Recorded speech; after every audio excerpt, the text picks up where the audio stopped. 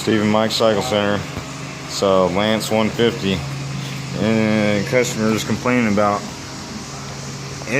possible engine noise. It seems like the noise may be coming back from the wheel assembly and where the Kickstarter is. Kickstarter gears stripped out, so maybe a noise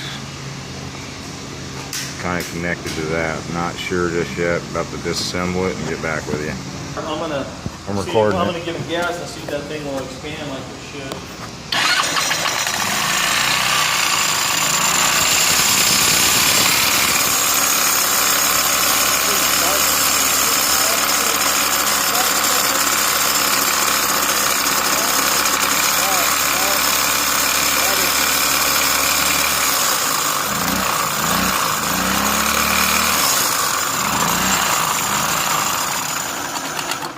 Belt's burning, huh? That looks like it's a clutch issue, or maybe that may be seized up.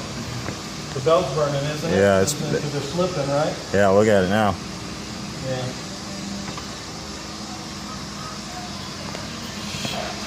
This thing, that's a clutch.